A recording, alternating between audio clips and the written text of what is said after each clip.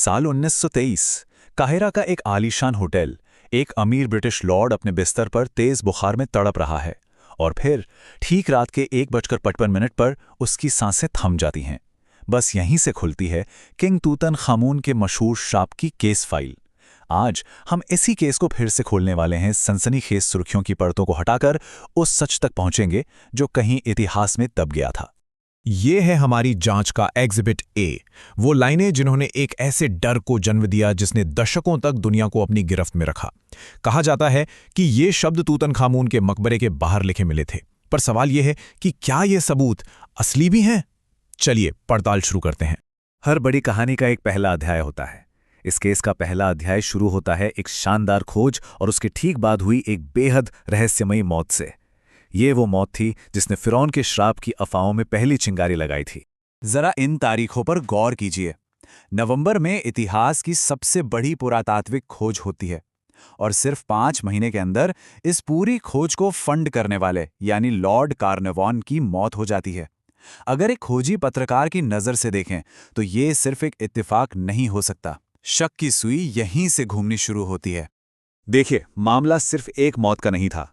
ये वो हालात थे, वो परिस्थिति जन्य सबूत थे जिन्होंने एक अलौकिक थ्योरी को हवा दी।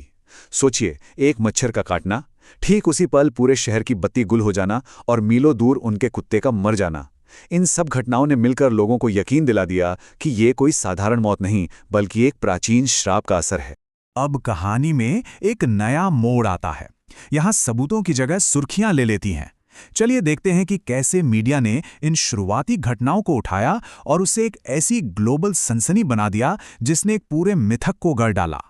लॉर्ड कार्नवान की मौत तो बस एक शुरुआत थी। इसके बाद तो जैसे मकबरे से जुड़े लोगों की मौतों की एक झड़ी सी लग गई। एक के बाद एक मौत होती गई और हर मौत को श्राप की कहानी में एक नए सबूत के तौर पर दुनिया के सामने पेश किया जाने लगा।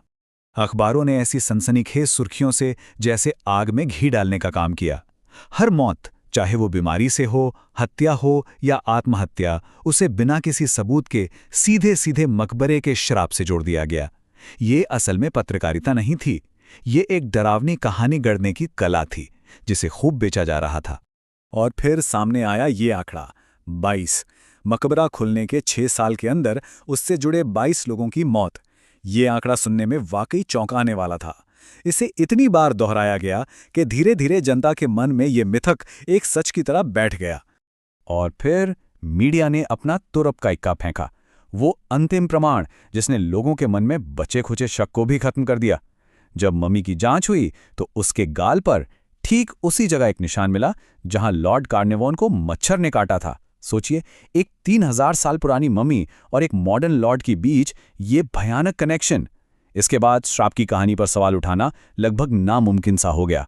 तो ठीक है, कहानी तो एकदम सेट लग रही है। एक प्राचीन श्राप, रहस्यमयी मौतें और पुख्ता लगने वाले सबूत। अगर ये कोई फिल्म होती तो शायद यहीं दी एंड हो जाता, लेकिन हम यहाँ कहानी सुनने नहीं बल्कि सच की पड़ताल करने आए हैं। तो चलिए अब अपनी जांच की फाइलें खोलते हैं। इस हिस्से में हम एक एक करके हर सबूत की फोरेंसिक जांच करेंगे। हम यहाँ विज्ञान, तर्क और ऐतिहासिक रिकॉर्ड्स का इस्तेमाल करके देखेंगे कि इस सनसनीखेज कहानी के पीछे की असली हकीकत क्या है। चलिए सबसे पहले उस बुनियाद को ही गिराते हैं जिस पर ये पूरी कहानी खड़ी है, वो श्राप वाला शिलालेख। सच तो ये है कि ऐसा कोई शिलालेख कभी मिला ही नहीं।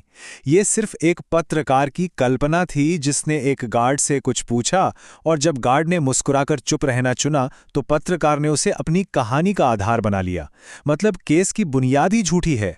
तो फिर सवाल उठता है कि लोग बीमार क्यों पड़ रहे थे?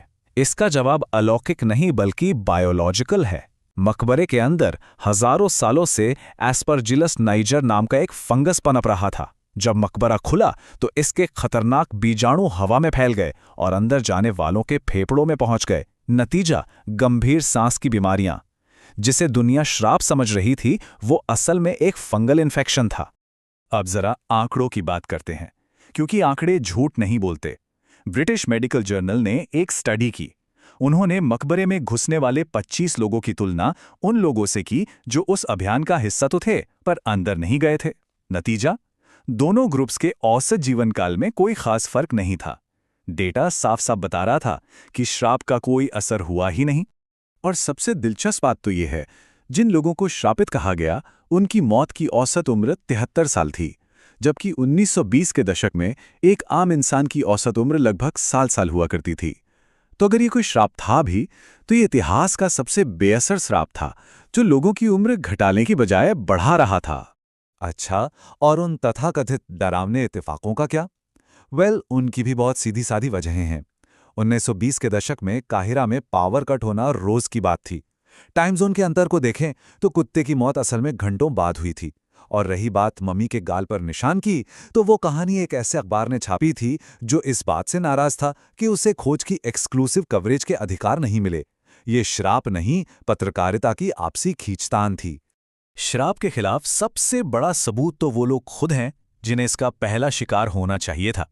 लेडी एवलिन, जो कार्टर के साथ सबसे पहले मकबरे में दाखिल हुई थीं, 78 साल तक जिंदा रहीं। जिस डॉक्टर ने मम्मी की ऑटोप्सी की, वो 87 साल तक जिए। और खुद वो आदमी जो इस पूरी कहानी के केंद्र में था, हॉवर्ड कार्टर। हॉवर्ड कार्टर, वो आदमी जिसने मकबरे को खोजा, उसे खोला और उसकी हर चीज को छुआ। वो इस खोज के 16 साल बाद तक जिया। जब भी पत्रकार उससे श्राप के बारे में पूछते तो उसका एक ही जवाब होता, सबसे बड़ा सबूत तो मैं खुद हूं, मैं अभी भी जिंदा हूं। तो ठीक है, केस क्लोज्ड, श्राप का मिथक तो पूरी तरह टूट चुका है। लेकिन इस पूरी जांच के दौरान हम उस एक इंसान को तो लगभग भूल ही गए जिसके चारों ओर ये कहानी बुनी गई, खुद तूतनखामुन को। उसकी कहानी में कोई श्राप नहीं, बल्कि एक असली त्रासदी छिपी हुई है। तूतनखामुन की असलियत उसके आसपास बुने गए शक्तिशाली मिथक से बिल्कुल अलग थी। वो एक बीमार बच्चा था जो शाही परिवार में इनब्रीडिंग की वजह से कई बीमारियों के साथ पैदा हुआ। उसका एक पैर मुड़ा हुआ था, उसे चलने फिरने के लिए बेंत का सहारा लेना पड़ता था, और सिर्फ 18 या 19 साल की छोटी सी उम्र में मलेरिया और दूसरी बीमारियों की वजह से उसकी दर्दनाक मौत हो गई। तो अगर इस खोज ने किसी श्राप को नहीं जगाया, तो फिर इसने क्या किया? इस पूरी कहानी का असली निष्कर्ष क्या है? इसकी सच्ची विरासत क्या है? प्राचीन मिस्र में एक बहुत गहरी मान्यता थी। वो मानते थे कि इंसान की असली मौत तब होती है जब दुनिया उसका नाम लेना भूल जाती है। उनकी नज़र में यादों में जिंदा रहना ही असली अमरत्व था। और विडंबना देखिए, तूतनखामुन की मौत के बाद आने वाले फिरौन ने उसका नाम इतिहास के हर पन्ने से मिटा दिया था। उसे जानबूझकर भुला दिया गया था। वो उसी गुमनामी के श्राप का शिकार हो गया था जिससे मिस्र के लोग सबसे ज्यादा डरते थे।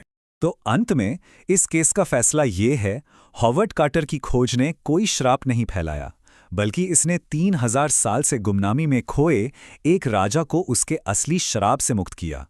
इस खोज ने दूसरों को मौत नहीं दी, बल्कि एक भूले बिसरे राजा को वो चीज दी जिसे पाने की वो हमेशा इच्छा रखते थे, अमरत्व, और उसे इतिहास का सबसे प्रसिद्ध फिरौन बना दिया।